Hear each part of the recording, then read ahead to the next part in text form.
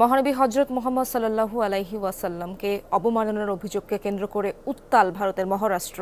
সম্প্রতি ইসলাম ধর্ম নিয়ে বিতর্কিত মন্তব্য করেন রাজ্যটির হিন্দু ধর্মের এক প্রচারক। তাতে সমর্থন জানায় রাজ্য বিজেপির এক বিধায়ক। এ নিয়ে ক্ষোভে ফুঁসে ওঠেন সেখানকার মুসলিমরা। দেয়া হয় বিক্ষোভের ডাক। প্রতিবাদে মুম্বাই অভিমুখে লং মার্চ করছে হাজার হাজার মুসলিম। ডাইনিং জুড়ে সৌন্দর্যের পাহাড়, Italiano Opel glass, timeless elegance.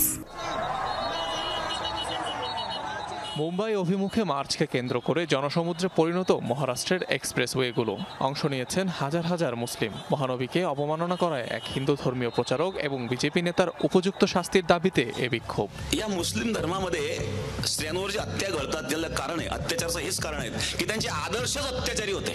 ঘটনা শুরু হয় চলতি মাসের প্রথম দিকে। মহারাষ্ট্রের এক ধর্মীয় সভায় মহানবী এবং ইসলাম ধর্ম নিয়ে কটূক্তি করেন বিতর্কিত ধর্মীয় প্রচারক রামগিরি মহারাজ, যাতে সমর্থন দেন রাজ্যেরই বিজেপি বিধায়ক নীতেশ রানা। শুধু তাই নয়, মসজিদে ঢুকে মুসলিমদের উপর হামলা চালানোর হুমকিও দেন কট্টর হিন্দুত্ববাদী এই নেতা।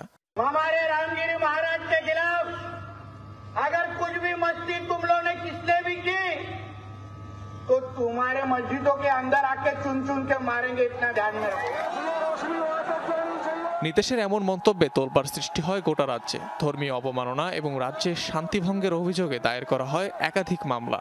এদিকে বিজেপি নেতার বক্তব্যের জেরে মুম্বাই অভিমুখে মার্চের ডাক দেন এআইএমআইএম নেতা ইমতিয়াজ জলিল। অভিযুক্ত দুজনকে গ্রেফতারের দাবি জানান তিনি। এই রাজ্যের সকল তরুণ বৃদ্ধকে আহ্বান জানাই, তারা যেন এই মার্চে অংশ নেন, এখানে যেন সময় দেন। সেজন্যই এই র্যালির সিদ্ধান্ত।